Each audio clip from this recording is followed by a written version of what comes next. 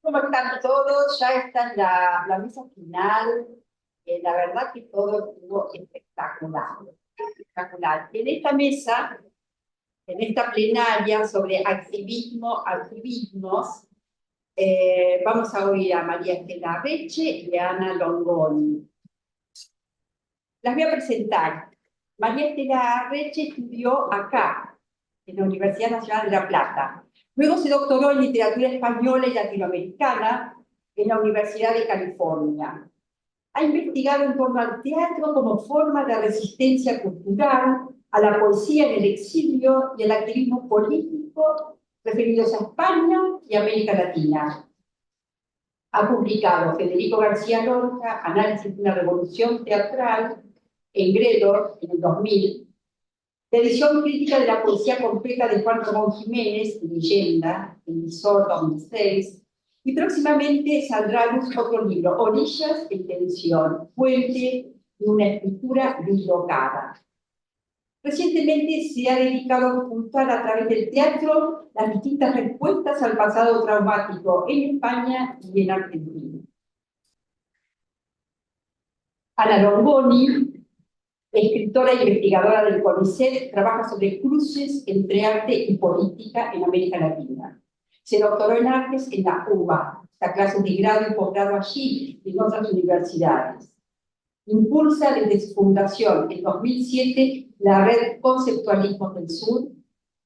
Cursó diversas exposiciones, las últimas Girográfico, como en el muro La Hiedra, en 2022, y El futuro detrás, 2023, que todavía está el futuro detrás, ¿no? Acabo de terminar en el grupo. Bueno, después nos cuenta ella.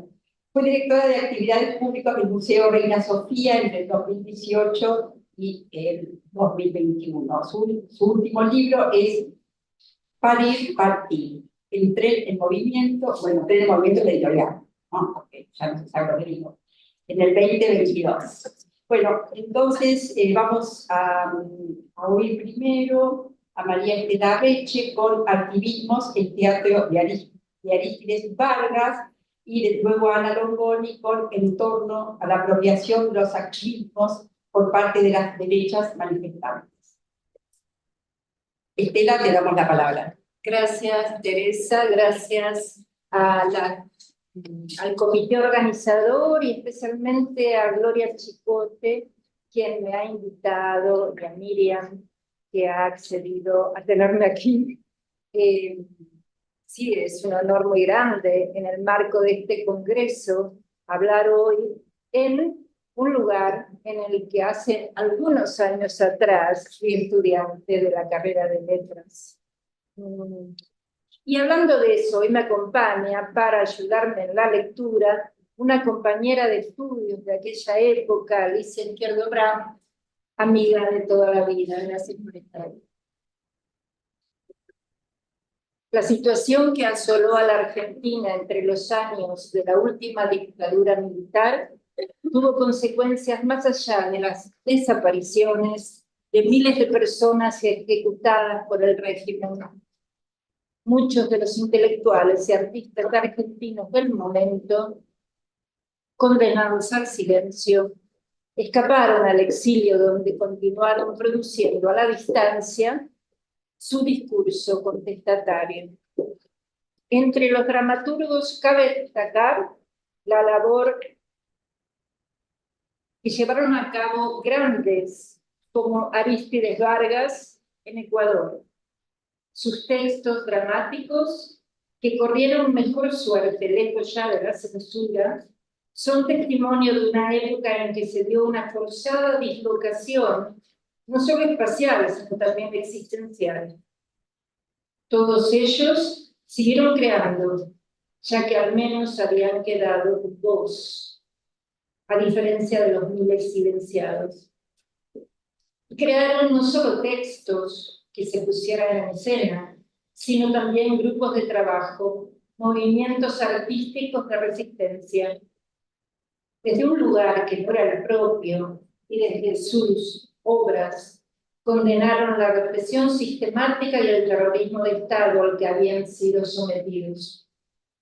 En sus obras se respira el desarraigo, la soledad, la incomunicación, la condena de estar fuera.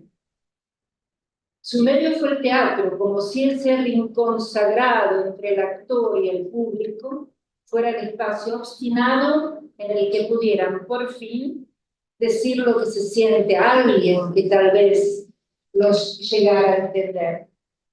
La producción del dramaturgo argentino Arístides Vargas, nacido en Córdoba en 1954, puede en sí ilustrar los tres conceptos de precariedad, exclusión y emergencia. Su huida de un país en los umbrales de la llamada Guerra Sucia hacia un exilio definitivo en Ecuador le abre las puertas a una nueva forma de vida, al decir de Adorno, la de vivir en el texto. Lo que sigue es la creación del grupo teatral Mala Hierba y la producción de sus obras en varios escenarios latinoamericanos, una forma precaria de regreso a ese lugar del que fuera expulsado para siempre. La dislocación existencial, consecuencia del exilio forzado, va a dibujar una vida rota, fisurada. Es gracias a la capacidad de ver la luz que sale con intensidad por la grieta del dolor, desde donde nuestro autor va a generar su dramática. Teatro en que la memoria y la imaginación irán trayendo al presente el pasado perdido. La luz es la prueba de que en el fondo de la grieta algo sucedió. Y el ejercicio dramático que se propone Vargas trata de captar el resplandor de lo sucedido y traerlo al escenario. Se trata de un teatro del retorno, en el que el autor desafiará el pasado traumático dándole vida en escena. Una obra de entre la vasta producción de Arístides Vargas es la que me interesa analizar hoy en este trabajo. Su título: Instrucciones para abrazar el aire, escrita en el 2012. Obra que parte de un hecho real. Instrucciones llega a la imaginación creadora de Arístides Vargas a partir de la historia de Chicha Mariani, una de las fundadoras de las Abuelas de Plaza de Mayo, quien buscó de manera incansable y hasta su muerte acaecida en el 2018 a su nietita desaparecida, Clara Anaí Mariani, de solo 3 meses de vida, sin encontrarla. La casa, la tumba. Instrucciones para abrazar el aire nace a partir de la historia real de una casa en las afueras de la ciudad de La Plata, diezmada por la represión organizada del terrorismo de Estado. Anciana. Lo veo pensar y me pregunto, ¿cuántas casas caben en la vida de una persona? ¿Cuántas sillas conforman la espera de una mujer como yo? Pero la casa es mucho más que el lugar de la tragedia. Es un personaje de la obra que mira y que siente y que percibe el dolor alrededor, dolor que la va a derribar. Parada frente a la casa, en la periferia de los años violentos, a orillas del recuerdo, la casa que me mira con sus ojos sombríos, mirada que siempre fue así, sombría y amable, como una persona que ha emigrado de un país a otro, de una edad a otra. Mi mirada se aclara porque estoy frente a la casa de la niña del limonero. La mirada de la casa anticipa el desastre, pero a la vez es parte de la mirada de la protagonista, la anciana, porque allí ha estado la niña. Esa casa es el lugar al que ha de regresar para entender, para buscar a su nieta, para seguir existiendo. El anciano también habla de esa casa como si fuera una más de las víctimas de la dictadura. Él sabe que lo que quedó luego de que ese lugar fuera masacrado es el mundo imaginado de quienes luchaban por una vida mejor. Parado frente a la casa en la periferia de los años violentos, la casa que me mira como miran los animalitos que van a ser sacrificados. El relato que Vargas crea en esta obra es por demás realista, poético. ¿Cómo explicar de otro modo las dimensiones de ese lugar de la violencia en que las palabras ya no son lo que eran? Paredón, venda, ventanas, maten, silencio. Esas palabras son ahora fantasmas de las palabras, como ecos de ellas que han quedado resonando en el espacio de la muerte. La anciana dice, las casas que van a ser fusiladas son llevadas contra un paredón. Se les pone una venda que tape sus ventanas y se las acribilla con munición de todo calibre. Las casas de al lado dirán, no le maten. Y ustedes, ni puto caso, dispararán al corazón de la casa hasta que la casa quede en el más hondo silencio.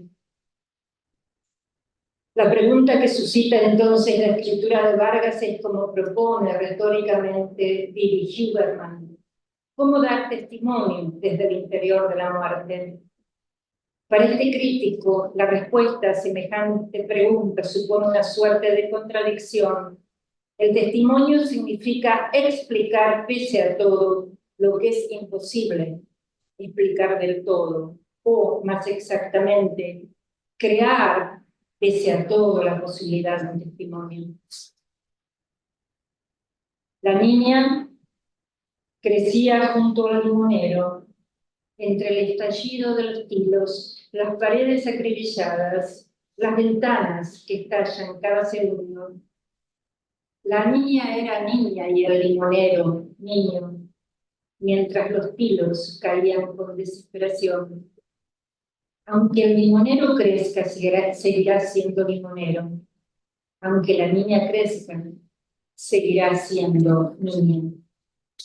Por eso, gracias a la magia de la palabra poética, el tiempo se ha detenido y no hay ni habrá pasado ya ni presente, solo un punto de existencia en que, aunque la niña crezca, seguirá siendo niña. Esa niña secuestrada un triste día de noviembre de 1976, bajo la sombra del limonero, ha quedado para siempre suspendida en ese espacio sin límites de no saber dónde está. Espejo. En cierto modo, el espejo de la muerte repite de forma traumática las imágenes de la memoria al tiempo que las refracta. Esto es, en el símbolo del espejo de la muerte se cifra la memoria traumática del testigo tan pronto como muestra la falla entre la experiencia del testigo y el relato testimonial. Para Dominique Lacapra es precisamente esta falla uno de los rasgos que definen el testimonio. Hemos de pensar en el trauma como espejo, espejo que refleja desde el pasado lo vivido que ya no está, lo ausente, espejo que refracta desde el presente la impronta de ese pasado desaparecido, esfumado, intentando recuperarlo. Como si se pudiera recuperar el pasado en el momento justo antes de la masacre de la casa, como si se pudiera intervenir en la acción para que nada de lo ocurrido ocurra y esa niña siga jugando para siempre bajo el limonero. Caminar en círculos. En una entrevista a Arístides Vargas, el autor nos cuenta: en el momento en que se reordena artísticamente la realidad, se desgaja. Son retazos de realidad que se cuelan en el discurso poético, artístico.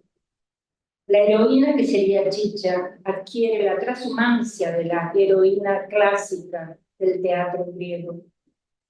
Viaje a un lugar que es el lugar del mito. Dice el anciano, cuando nosotros no estemos, la historia se seguirá contando a sí misma. Caminar hacia el lugar del crimen y regresar. Andar y desandar el camino, ir y volver. Rito del territorio, de la búsqueda y del desencuentro. Caminar como ritual, el ritual que es en esencia la performance. Todos los días nos levantamos ella y yo y contamos la misma historia. Todas las mañanas nos levantamos, él y yo, en el mismo momento.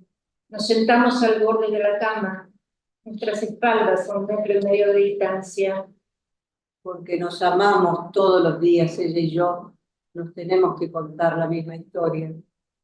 Para seguir amándonos tenemos que contar la misma historia, él y yo.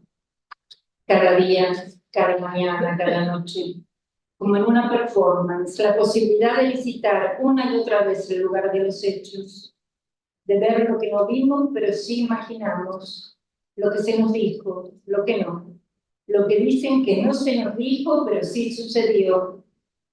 Repetición, una y otra vez, marcar el territorio como animales ya sin voz, para que se vea y no se olvide, para que se sepa que ese territorio es el territorio de nuestra memoria,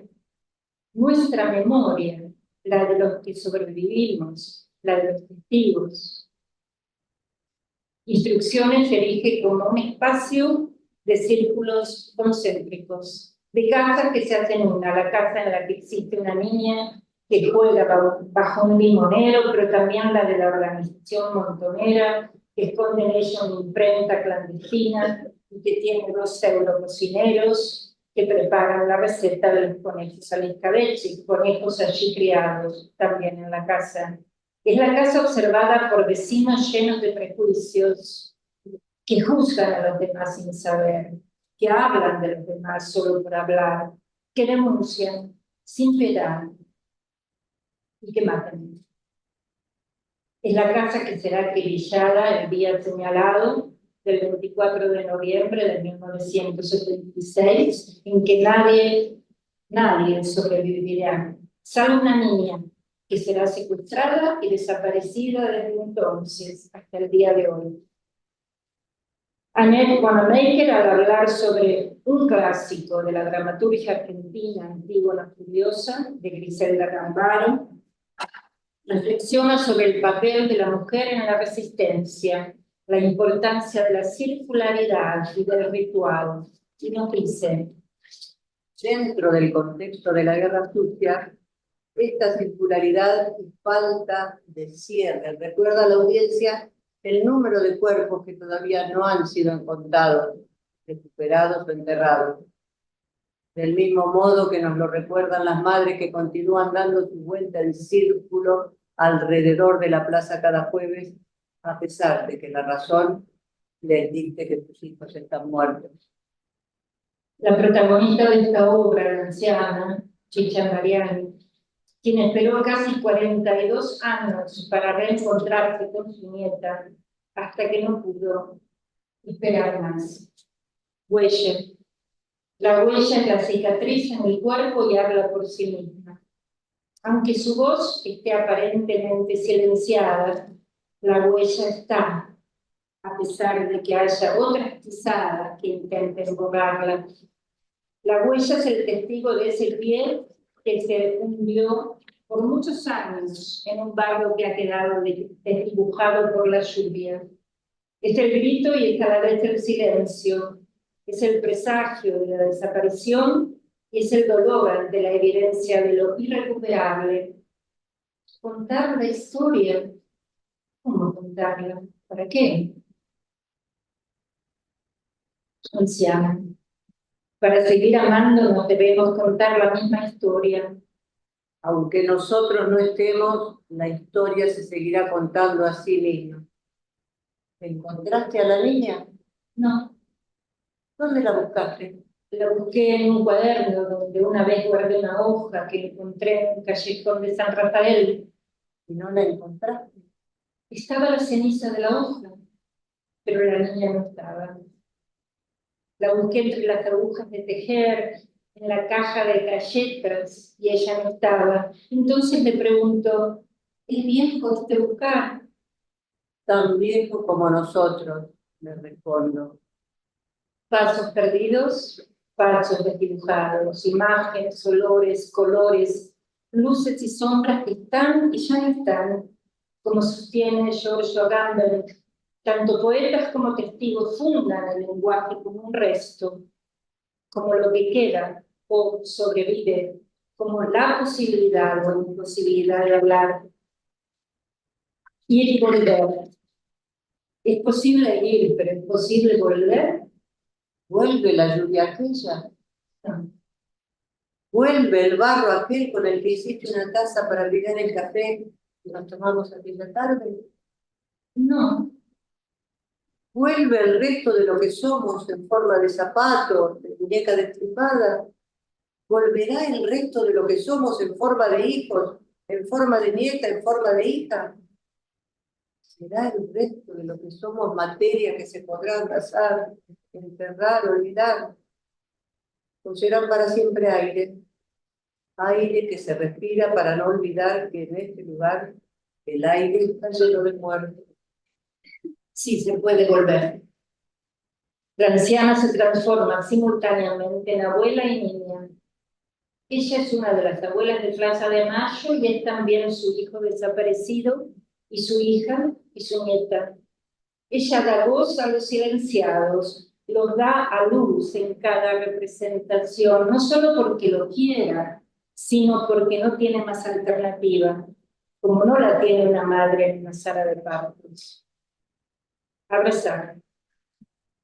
Para la protagonista de esta obra es solo una manera de recuperar lo perdido. Se trata de llegar al punto del reencuentro a través de un abrazo largamente esperado.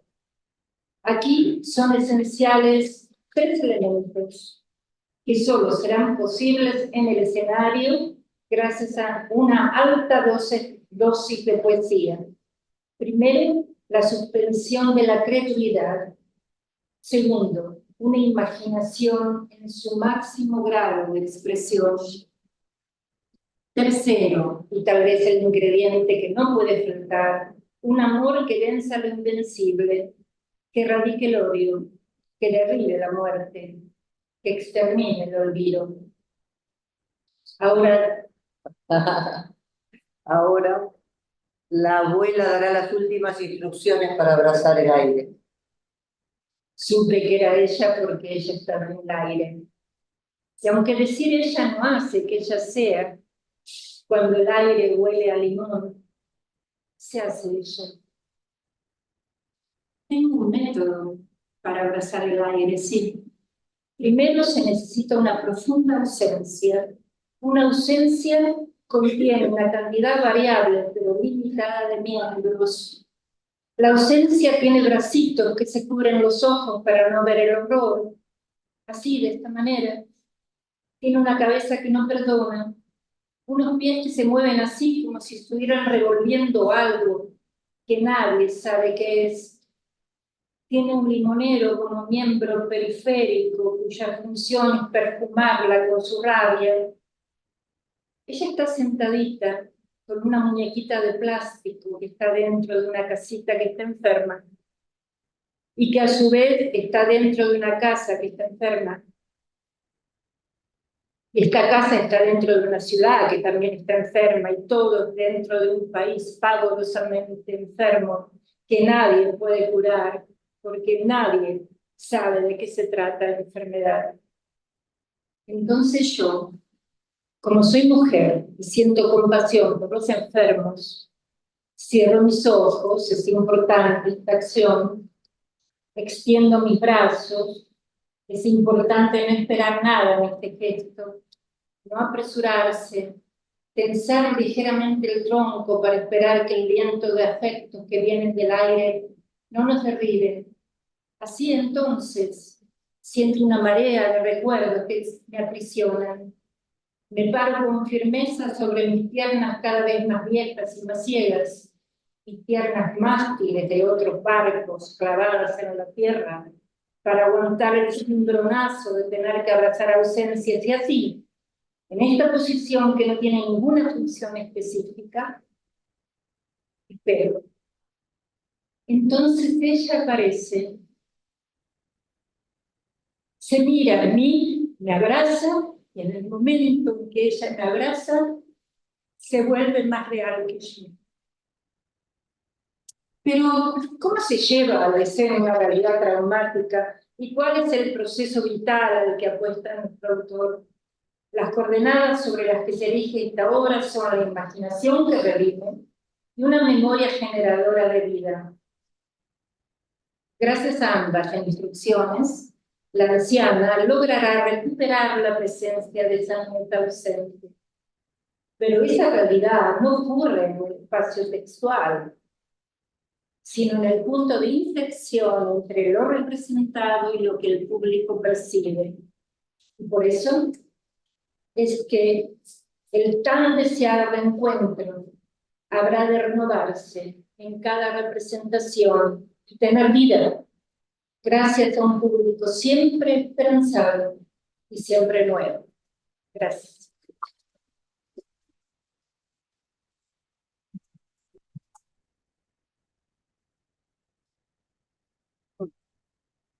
Buenas tardes a todos. ¿Me escucha bien ahí? Creo que el libro 3 era mucho más lindo que el que me quedó, que es más sintético, pero bueno, me quedo con el que vos leíste. Muchas gracias a Orquística por la invitación a venir hasta La Plata, una vez más. Muchas gracias por compartir la mesa con vos. Creo que aunque son dos ponencias muy distintas, también hay un diálogo muy bonito que ocurre allí. Sí. Bueno, aunque esté sola aquí presentando estas ideas o apuntes, son parte de una conversación que venimos sosteniendo con la socióloga y activista chilena Javiera Mansi, que estará mañana justamente en La Plata, en el TV o Espacio Cultural a las 5 de la tarde, aprovecho para pasar el aviso, con quien estamos tratando de pensar juntas estas cuestiones. Lo que presentaré hoy tiene un carácter provisorio, de esbozo o ideas en proceso, y a la vez el pulso urgente de lo que siento que necesitamos pensar colectivamente. Decidimos escribir este texto hace tiempo.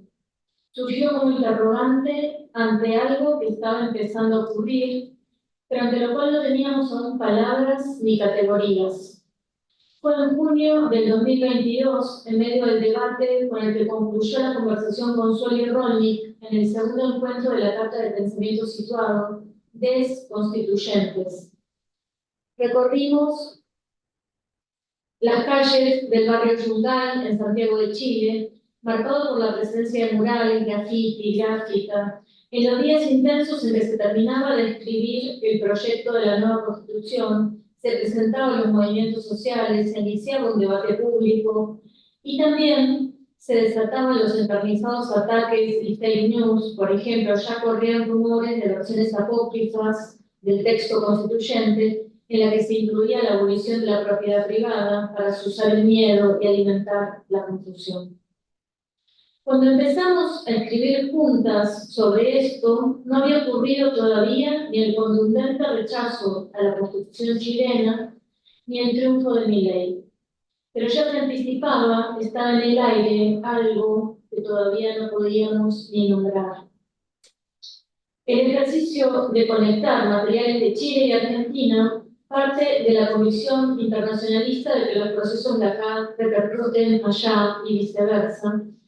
Las prácticas resuenan, las formas migran. Nos proponemos el ejercicio de poner en relación, señalar la afinidad, proximidad de casos entre Chile y Argentina, pero también entre Colombia y España, partiendo de reconocer un repertorio compartido, un vocabulario común, y más allá de estudiar las diferentes coyunturas e historias locales, nos importa reconocer esa magnitud global del fenómeno, nos importa el gesto transfronterizo de investigarlo juntas, como intento de echar luz y de encontrar nuevas maneras de abordarlo, que solas no hubieran surgido.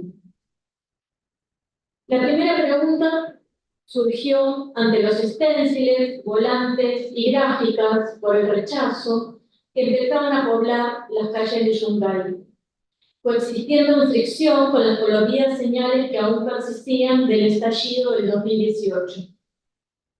cómo teniendo un manejo tan fluido del mundo digital y de las redes sociales como su territorio directo y aceitado, las nuevas derechas optan por recursos tan artesanales y precarios como el stencil o el volante.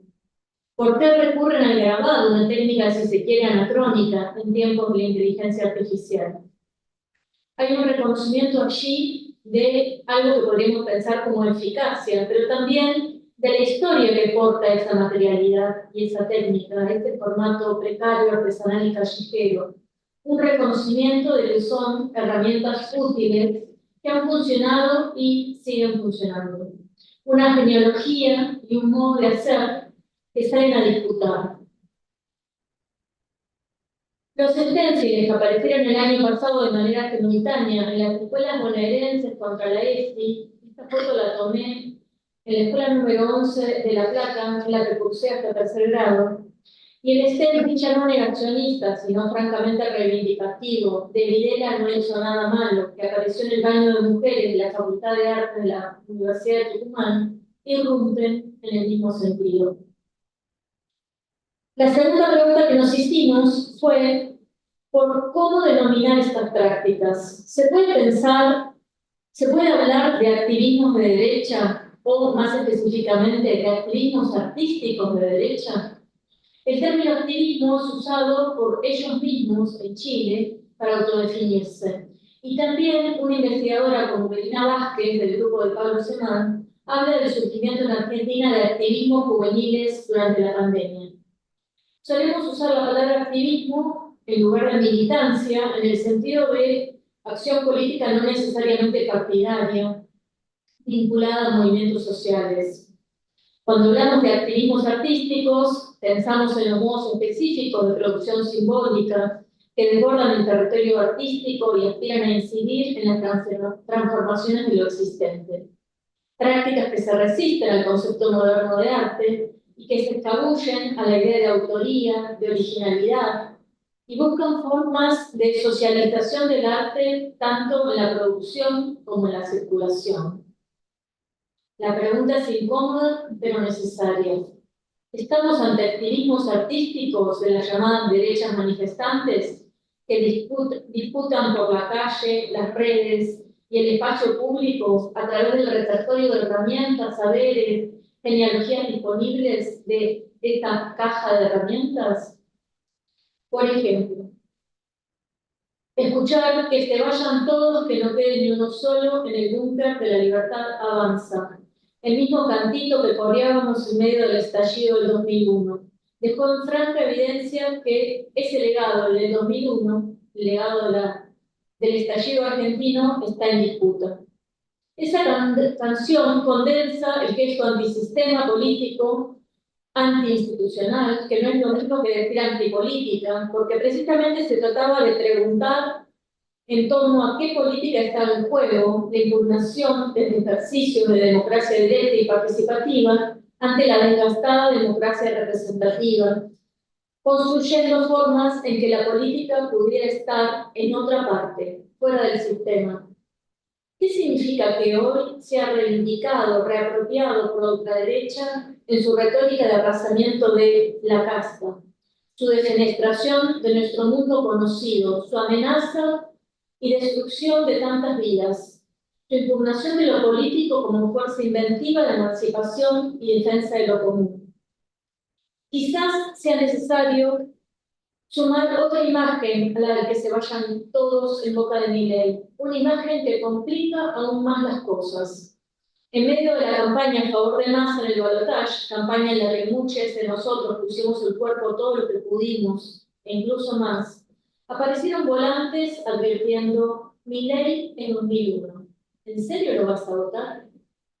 Y para sumar una capa más, este mismo eslogan, que dirimía el retorno del 2001 como amenaza, intervenido por alguien convirtiéndolo en una negativa. Milei no es 2001.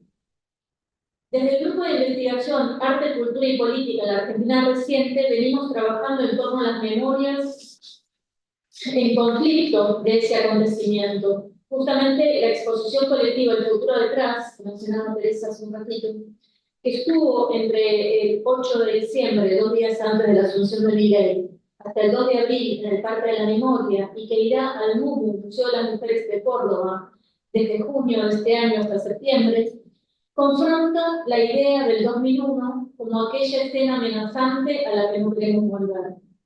Si ese argumento asocia el estallido al peligro, el caos, el vacío de poder, la crisis económica, política, vital, la represión, dimensiones todas que por supuesto tuvo ese acontecimiento, nosotros buscamos recuperar de esa experiencia no tanto la del 19 y 20 de diciembre, sino sobre todo la del tiempo que siguió después del estallido, una variedad de formas de imaginación políticas, de supervivencia colectiva y solidaria, como los clubes de trueque, las fábricas recuperadas, las asambleas populares, la creatividad social, como la de las familias de ahorristas que veraneaban en la puerta del banco que retenía sus ahorros, las memorias díscolas y muchas veces olvidadas que quisimos reunir en la exposición y también en el libro que editamos, también por Tren en Movimiento, para esa ocasión. A mediados del año pasado, un grupo de lectura, partiendo de la incómoda pregunta por cómo las derechas manifestantes se vienen apropiando hace tiempo de símbolos de modos de hacer, de ocupar la calle, que consideramos inherentes a los activismos artísticos, y de la mano del filósofo cordobés Luis Ignacio García arrancamos leyendo a Ernst Bloch, próximo a la Escuela de Frankfurt, militante comunista. Bloch escribe Herencia de nuestra época en 1935, un fragmentario mosaico entrecruce entre marxismo y vanguardias artísticas en medio del ascenso del fascismo. De ese libro extraigo este iluminador pasaje. En primer lugar, ellos robaron el color rojo y lo agitaron todo con ayuda de este. Las primeras proclamas nazis fueron impresas en color rojo. Este color se hizo enormemente extenso en la bandera fraudulenta. Si cortara la esvástica de la bandera, tendría muchos metros de roja apariencia en la misma. Bastaría un agujero en medio con una boca y totalmente vacío. Luego robaron la calle, la presión que ella ejerce, los desfiles, las canciones peligrosas. Roja apariencia con una boca, el vacío. La disputa política del color, de la que un colectivo como Promoactivismo nos ha enseñado tanto, estallando el Pantone y sus asociaciones fijas, sus sentidos comunes, resonó al ver el mapa electoral argentino pintado de violeta. El color con el cual se asocia históricamente al movimiento feminista internacional aparece representado por la posición política más radicalmente antifeminista. Sabemos muy bien que no está en juego solo los sentidos que asociamos a la palabra activismo. Acá tenemos un volante chileno, revuelta nacionalista. Palabras como libertad, revuelta, revolución. La palabra libertario. El libro de Christian Ferrer sobre el pensamiento anarquista contemporáneo y su hijo de 15 años anunciando que si votara lo haría por Milei. Aún recuerdo el desconcierto que me produjo a mediados del 2020, viviendo en Madrid y estando aún con COVID, escuchar a grupos voceando libertad, libertad, cuando se acercaban las 11 de la noche, horario en el que no se podía, a partir del cual no se podía estar más en la calle, cuando empezaron a flexibilizar el aislamiento. Poco después, la derechista Isabel Ayuso ganaría las elecciones ampliamente en Madrid, reemplazando cualquier plataforma electoral o programa por esa única palabra, en las cartas que envió a todo el electorado. Pocas veces fue tan claro que el lenguaje es zona de contienda, la libertad en disputa en los carteles hechos a mano, que el movimiento estudiantil irrumpiendo en las calles y en la escena política argentina el martes pasado llenó las calles de todo el país. En síntesis, Esto que ha dado en llamarse batalla cultural, en esto que ha dado en llamarse batalla cultural, es clave la disputa por el lenguaje, las formas, los símbolos, pero también por las técnicas y los modos de hacer. La disputa de signos, de retóricas, de imágenes que deja a la vista que lo que está en juego es la posibilidad de una dimensión sensible de la política. El ejercicio que estamos incipientemente ensayando con Javiera es identificar, caracterizar algunos posibles modos de operación que surgen de estas prácticas o lenguajes y ponerlas en relación con casos concretos situados, como ya dije, en Chile, Argentina y en otros contextos resonantes o conectados, ¿no? Me importa señalar que estos 4 modos de hacer que voy a intentar caracterizar muy rápidamente están, digamos, tienen zonas absolutamente superpuestas, límites confusos, ¿no? No me interesa pensarlos como casilleros estancos, sino en estos entrecruzamientos. El primero, provisoriamente, lo llamamos herramienta disponible. Voy a poner 2 ejemplos. Por un lado, el uso del papelógrafo en Chile. Es una técnica gráfica desarrollada en tiempos de la dictadura de Pinochet por la Brigada Chacón, primero vinculada al Partido Comunista y después al Partido Socialista, para realizar murales o pintados como los de las brigadas surgidas en los años previos, los años incluso previos a la Unidad Popular, desde el año 68, para ocupar los muros en muy poco tiempo. La Brigada Chacón lo que hacía para correr menos riesgo en tiempo de dictadura era pintar largas tiras de papeles en el taller, muchas veces apelando al humor, y lograr colocarlas ocupando grandes superficies callejeras en muy pocos segundos. Aquí tenemos ejemplos de papelógrafos actuales contra los migrantes, contra los feminismos, contra los derechos reproductivos. El otro ejemplo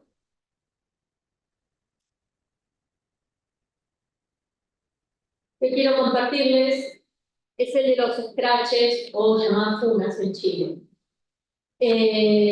Una secuencia entre muchos otros casos posibles para lanzar este ejercicio colectivo que les quiero proponer. Primera escena, los scratches, como es bien sabido, nacen a mitad de los años 90, impulsados por hijos y por la mesa de scratches, como forma radical de acción revolucionaria en medio de la impunidad.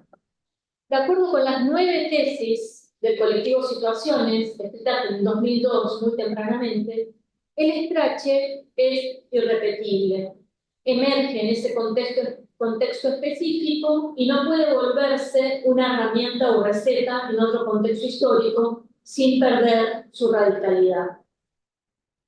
Segunda escena.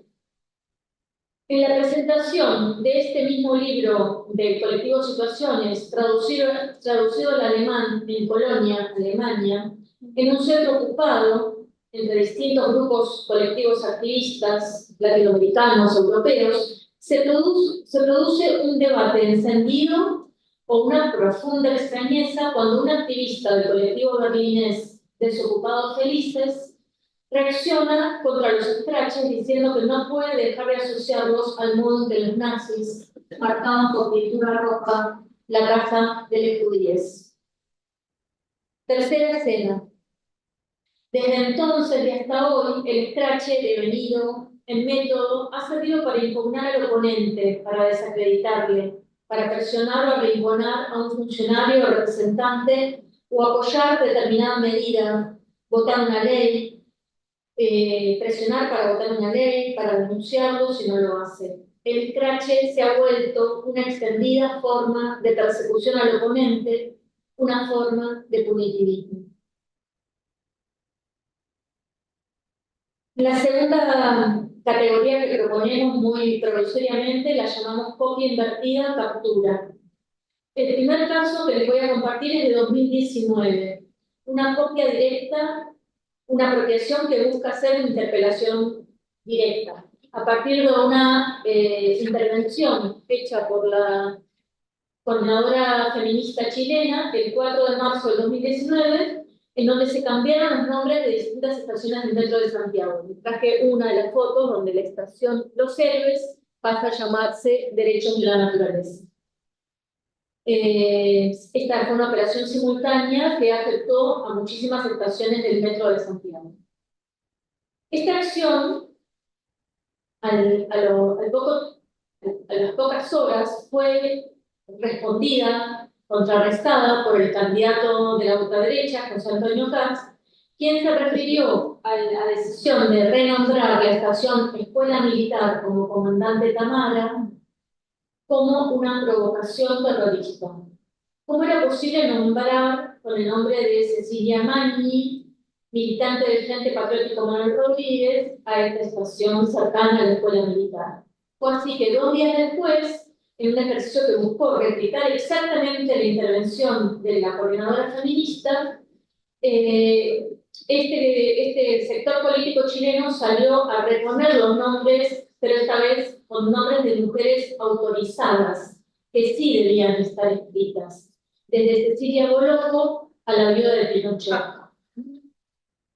En el calor previo a la marcha del 8M, marcando la agenda política inmediata como una especie de fuerte tira y afloje.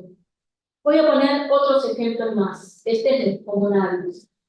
Se trata de la obra La felicidad de Chile comienza por los niños, que es originalmente una ilustración de Luis Albornoz en base a una idea del veterano diseñador Vicente Larrea, que se imprimió durante la Unidad Popular, y al lado tenemos la versión apropiada directamente de ese mismo fiche de la Unidad Popular durante el rechazo, la campaña por el rechazo.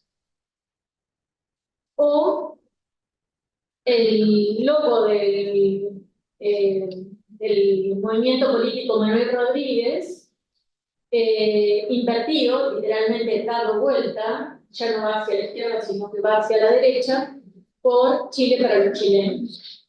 ¿Sí? Les voy a poner un ejemplo más, que seguramente les va a resonar mucho. El pueblo unido jamás será vencido. Una consigna de izquierda desde los años 70, convertida por Sergio Ortega en una canción que fue cantada por Quilapayún y que se expandió por América Latina, más aún por las redes de solidaridad internacional y el exilio después del golpe de Estado del 73. Devino una suerte de himno posible, un llamado a la solidaridad, un deseo, pero también un recordatorio. En el contexto de la revuelta de 2018 en Chile, uno de los hitos más tempranos de cómo se activa lo que Nelly Richard podría llamar ese archivo vital en los cuerpos de manifestantes, fue como una nueva generación de jóvenes estudiantes secundarios volvió a cantar multitudinariamente esa misma canción.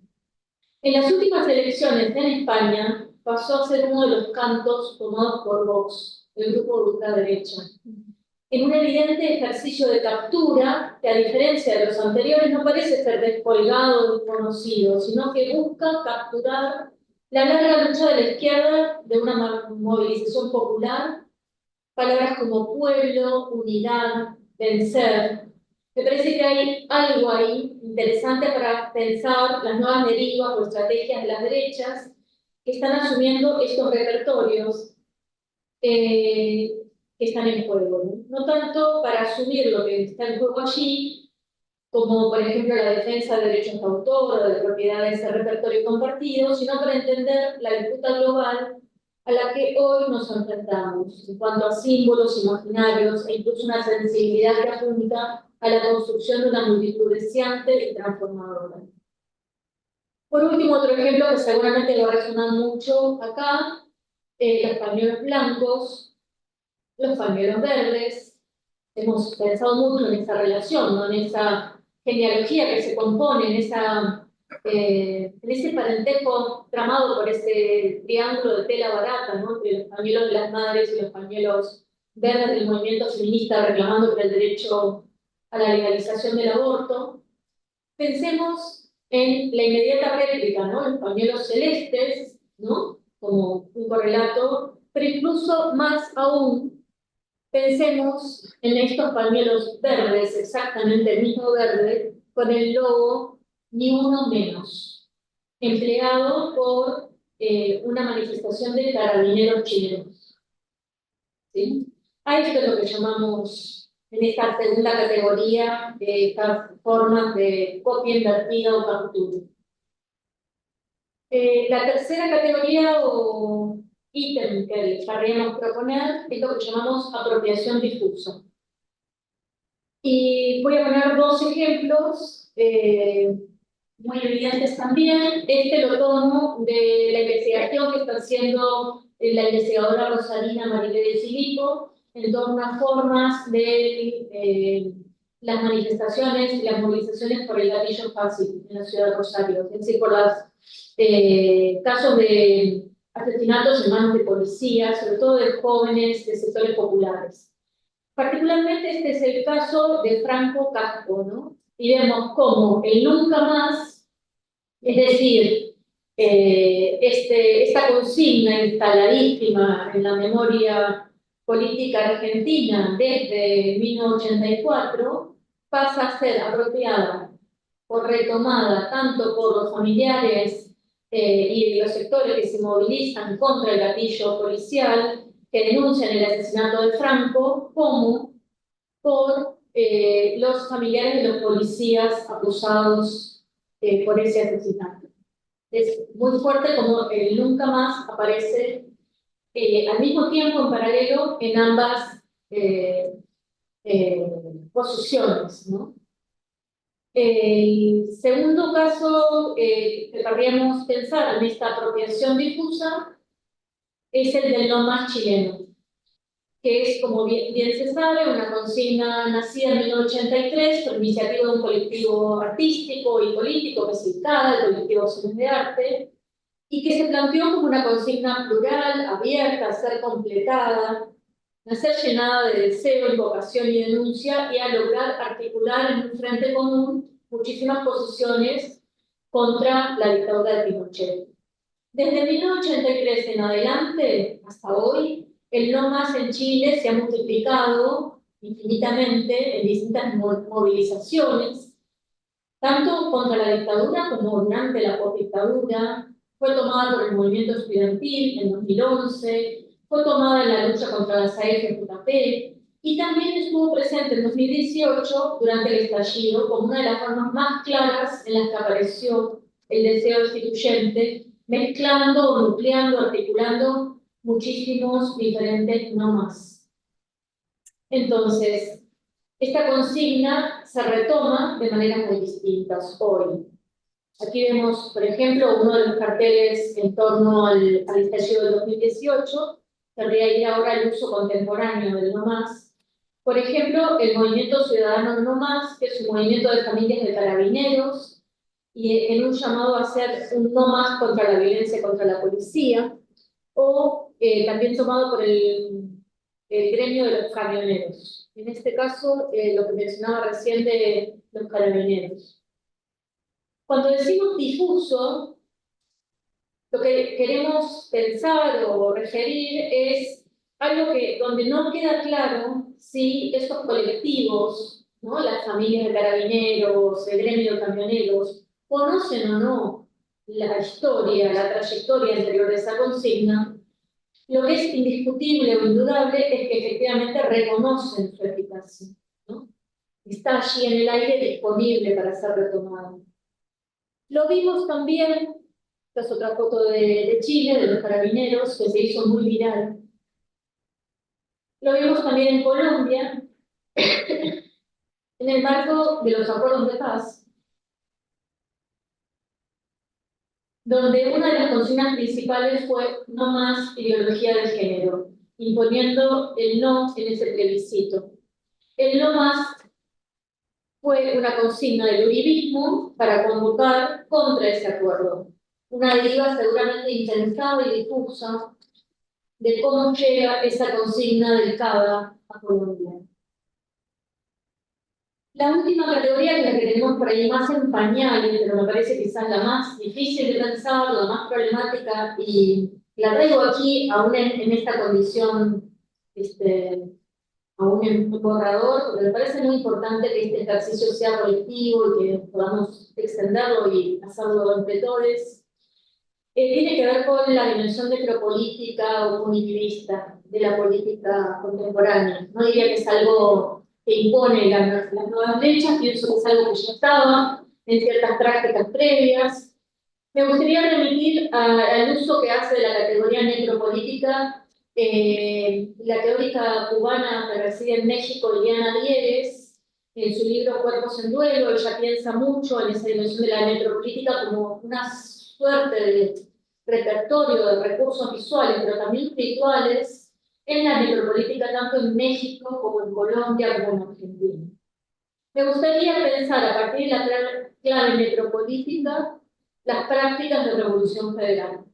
Es decir, la práctica de las bolsas mortuorias negras con los nombres de referentes del movimiento de derechos humanos, por mencionar un ejemplo muy evidente. Y el otro, incluso todavía más difícil de pensar, es quizás el de la guillotina. Y digo más difícil de pensar, no solo por lo que implicó como exaltación de la violencia política y el paso a la acción que supuso que unos días más tarde aconteciera, ¿no?, el atentado contra la vida de Cristina Fernández de Kirchner, sino también, yendo hacia atrás, por cómo la guillotina se emparenta no solo con un repertorio muy antiguo que viene de la Revolución Francesa, ¿no?, sino incluso con algo mucho más cercano que es las manifestaciones en España del 15M, que apelaron muchísimo a la guillotina como un ícono para clamar por el fin de la vieja política. Entonces, también lo planteo como esos signos un poco movedizos, escurridizos que van y que vienen.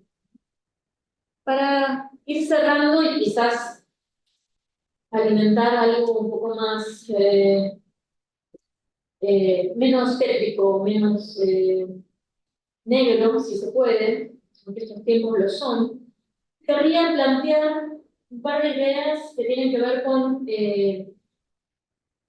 algunas también conclusiones provisorias. Por un lado, cómo se habló mucho en la campaña electoral de la necesidad de establecer contacto y un territorio común, digo, después de hablar tanto de la grieta, ¿no?, y de dos territorios que nunca se tocaban, que nunca se rozaban, que no sabíamos quiénes eran los votantes de Milei. Se habló mucho de esa necesidad de establecer un territorio común con esos votantes, y parecía que ese territorio era el de las redes sociales como TikTok o la cultura del meme, etc. Y ahí aparece un código que tiene que ver fundamentalmente con caricaturizar, ridiculizar, y digo cómo hoy se impone como un modo de la política dominante, de la política hegemónica, el insulto, denigrante, digo, la incorrección política como lugar de enunciación. Pienso en Chile con el rechazo tu plurihueá para referirse a la nueva constitución, ¿no? O ta cagada para referirse también a ese ejercicio constituyente, o en Argentina los viejos meados, los zurdos llorones, etcétera, etcétera, etcétera.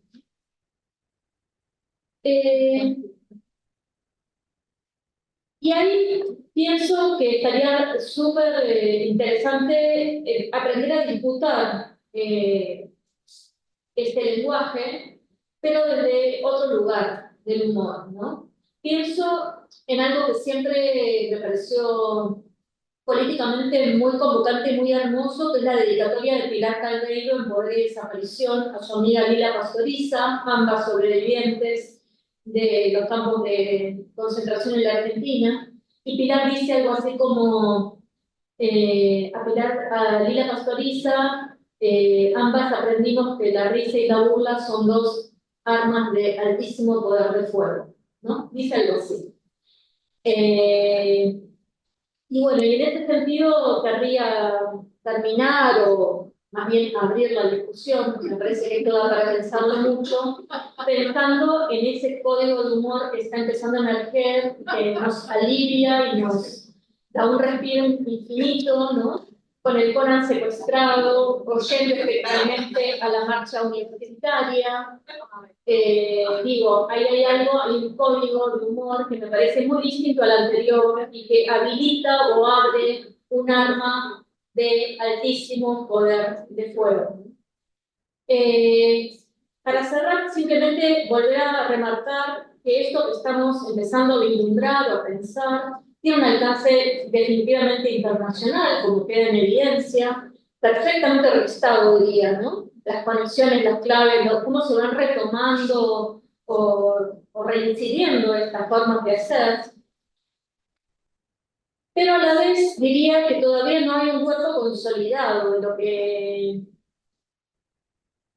de todo esto, lo que no quiere decir minimizar esto que está aconteciendo, sus acciones, sus efectos, sus efectos en la subjetividad colectiva, sino más bien llamar la atención sobre un momento emergente y tremendamente creativo de esos activismos de derecho. Esto no es reivindicarlo, por supuesto, sino dar cuenta de cómo está emergiendo algo para lo que todavía no tenemos demasiado pensamiento elaborado, pero que definitivamente necesitamos encarar y pensar. Ojalá este ejercicio nos ayude a encontrar algunas mínimas pistas en medio de tanta superficie opaca. Muchas gracias.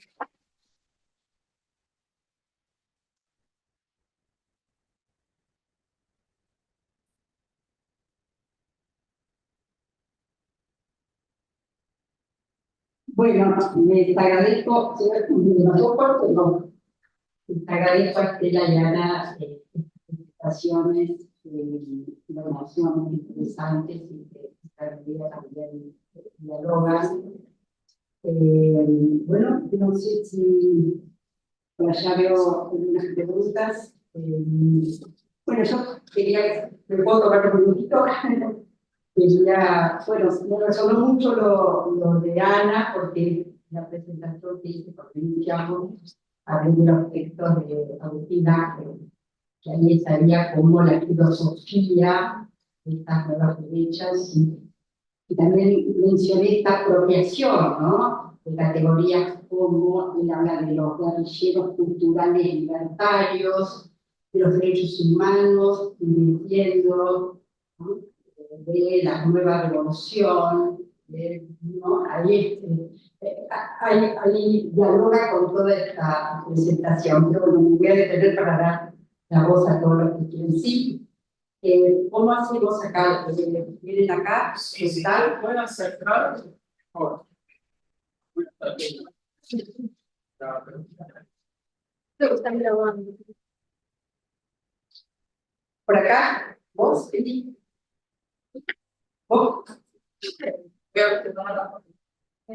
Sí, bueno, no sé si va a salir tanto como preguntas, pero cuando pensaba en esto de algo que las dos trabajos siempre intervienen de alguna manera, pensé todo el tiempo en el caso de Gollado y Chile, y esto porque bueno, el caso de Gollado en el año 85, que creo que la noticia salió en Argentina antes que en Chile, en plena dictadura, fue el caso de dos profesores, y una media institución como también, degollados, que los asesinaron y los colgaron frente a una escuela pública en Chile.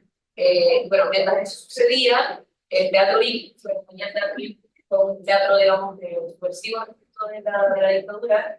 El principal actor de esta obra, que además estaban actuando Primavera con una esquina rota, además significa a un padre que su hijo está encarcelado por la dictadura de Uruguay. Era el que actuaba de padre era Roberto Parada, el padre de se llama Roberto Parada de un caso de Gollado por favor. ¿Por qué no venís? ¿Por qué? Bueno,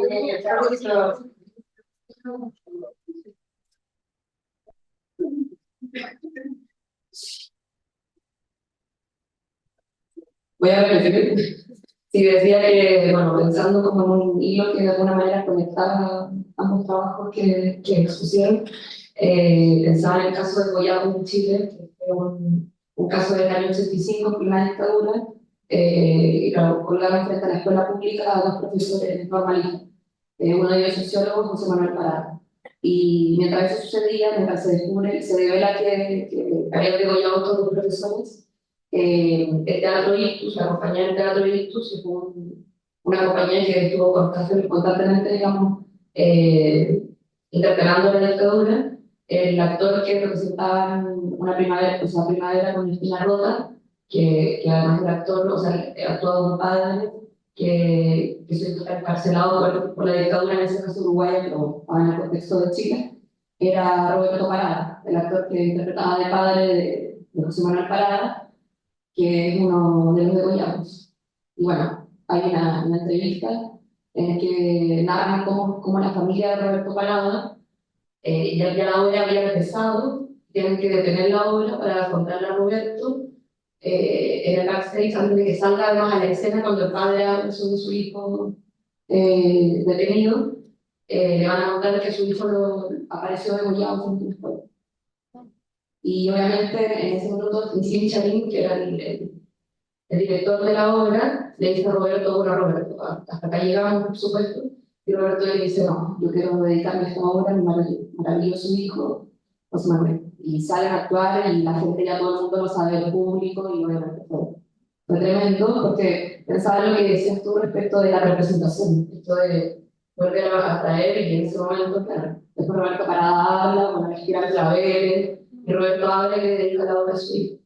Y bueno, con respecto a lo que tú decías, Ana, ese mismo caso, bueno, Roberto Parada tenía hijos, uno de ellos, Javier Parada, que es una política chilena, que apoyó la campaña de rechazo de la Constitución, bajo el eslogan por una Constitución que nos une. O sea, la hija de una persona a la que degolló la dictadura que escribió esa Constitución. Entonces, claro, la apropiación también fue una que nos une, que era lo que pretendía hacer esta nueva Constitución respecto a la elección. Gracias.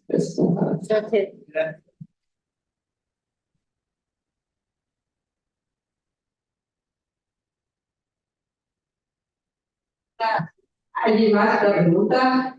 Si quiere acercarse, Felipe, venga. No, te pedimos que vengas.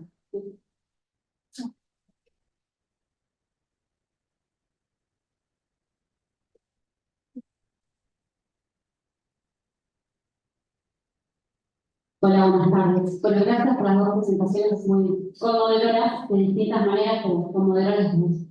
Quería preguntarle a Ana sobre el humor, sobre esto último que colocaste. Por ahí, si ya lo están pensando, si estos activismos de derecha utilizan el humor o si no lo utilizan. Tal vez lo utilizan y como a nosotros no nos causa gracia, no lo vemos, como se piensa en el león con la tacita, la ven muy zurdos, por ahí intentan hacer una relación al humor y no lo vemos como tal, o por ahí no lo usan. No sé si eso ya lo estuvieron pensando, si podrían desarrollar algo. Gracias. Sí, improvisando una respuesta, porque estamos trabajando ahora. Yo creo que sí usan el humor, puede ser que no nos haga gracia, pero que lo usan muchísimo. Hoy me llegó, lo estoy pensando mucho con Luis García, este amigo de Córdoba, y hoy él me mandó un meme que publicó, no por quién, después te lo comparto, pero que me impactó muchísimo porque es 1984 y hay alguien contracultural, punk, qué sé yo, y está en 2024 esa misma persona, adulta ya, con una familia constituida, con una mujer, un hijito, ¿no? Familia completa. Y me hizo bastante ruido, porque bueno, acá es como el antes de la rebeldía que ahora es el establishment, ¿no?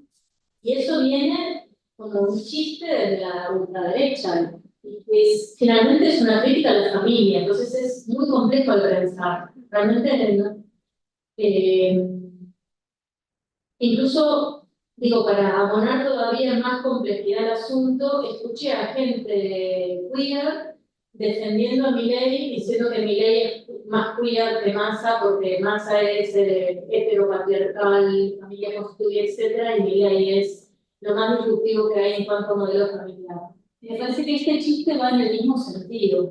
Entonces, se abre ahí una zona para pensar de qué se están riendo, muy abismal, ¿no? Que está bueno, digo, más allá de lo que ya conocemos como su código de humor, que es un código de, como ya dije, ¿no? De insultante, migrante, etcétera, etcétera. Hay otra zona que me parece todavía más perturbadora, que tiene que ver con, me parece, devolver la mirada de que ellos son los rebeldes, los contraculturales y los absolutamente desplazados de cierta norma respecto de lo que seríamos nosotros, ¿no?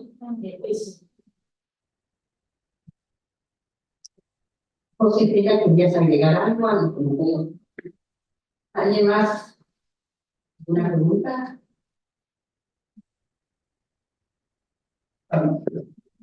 Dale, siguiente por acá. Ya con esta pregunta me parece que terminamos y damos unas palabras, no sé si de clausura, como dice el programa, pero decía momentáneo.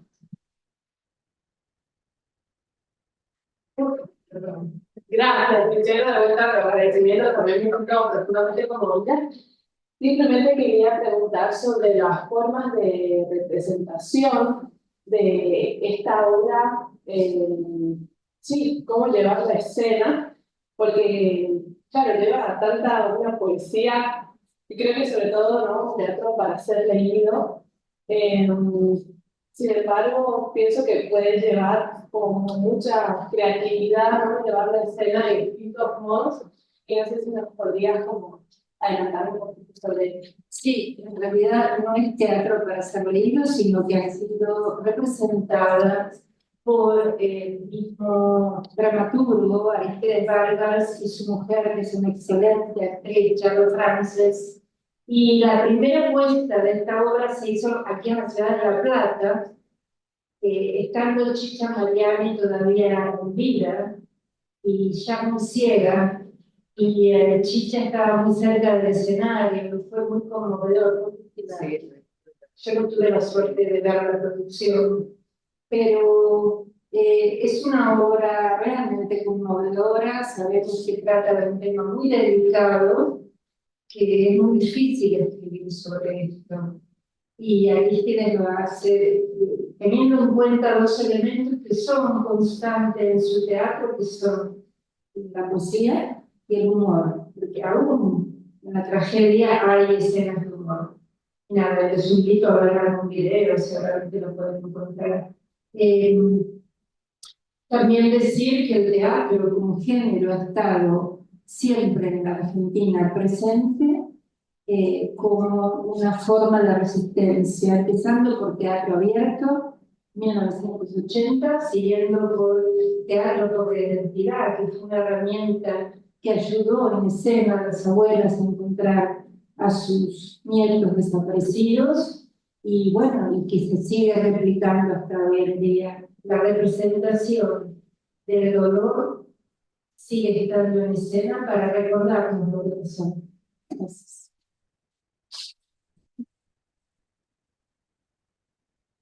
Bueno, ahora yo voy a llamar a mis goalkeepers para hacer como esta especie de cierre más que clausura.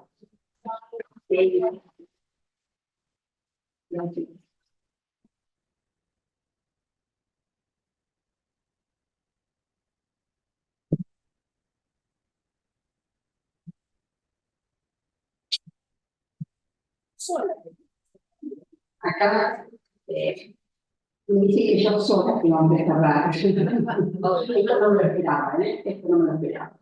Bueno, a ver, estamos, la verdad que muy contentas con todo cómo se ha desarrollado en medio de toda esta crisis, de todo este contexto.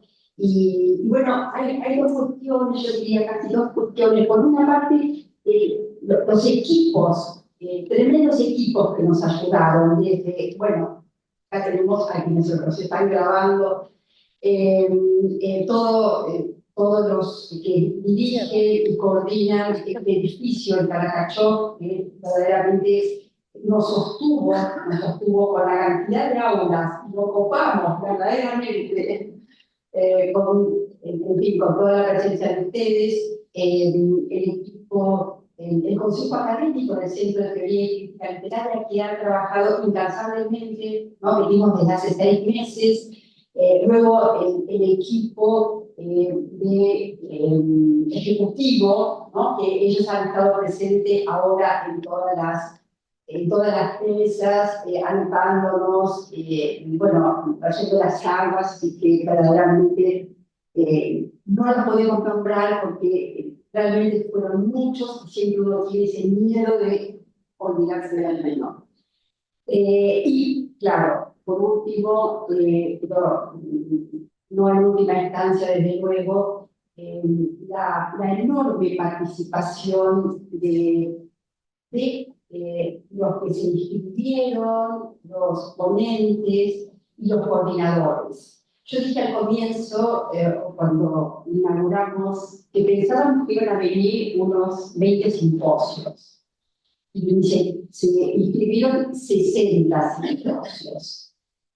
Bueno, sentimos una suerte de vértigo completo, porque además decíamos, y esto, ¿no? Pues esta la conocimos hace unos cuantos años, y no, ¿cómo lo vamos a dejar afuera? Entonces prácticamente aceptamos a todos, porque además las propuestas eran a cuál mejor. Evidentemente, cuando pensamos en el tema, dijimos, ¿este tema tendrá algún enganche? Y bueno, sí, fue un torrente.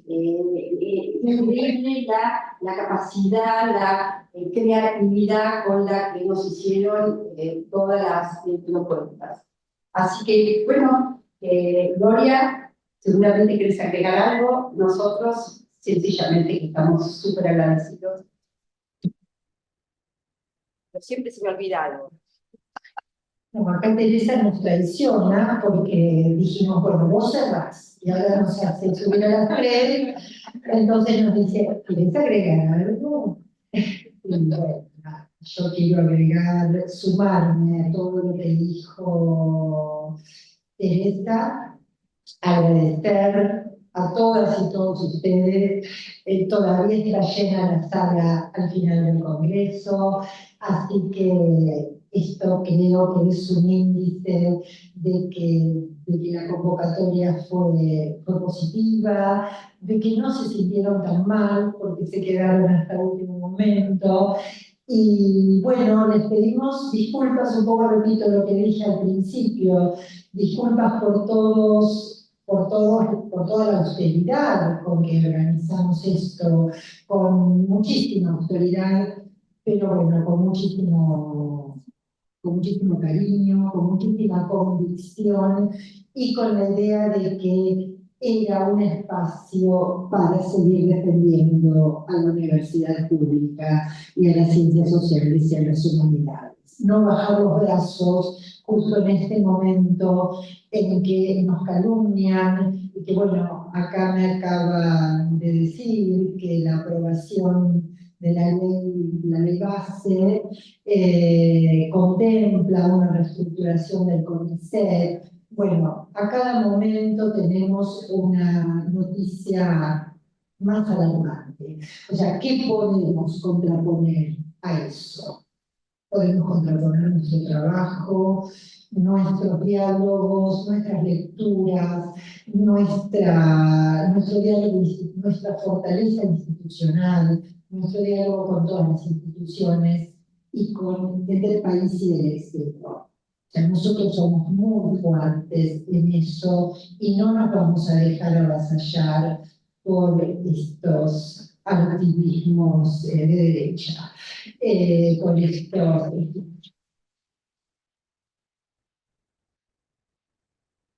No.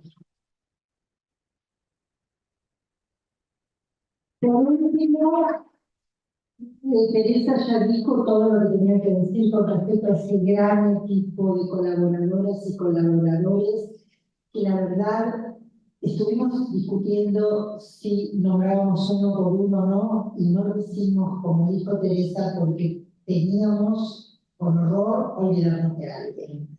Y todas y todos fueron fundamentales, desde la persona que abrió con su llave la sala, hasta los que prepararon el programa, los que cuidaron las finanzas, todos.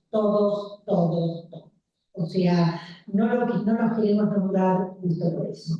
Y sí, yo quiero un aplauso para mis compañeras, amigas y con quienes volvería a hacer otro congreso en estas horribles circunstancias porque son excelentes compañeras. Un aplauso para Teresa y para María.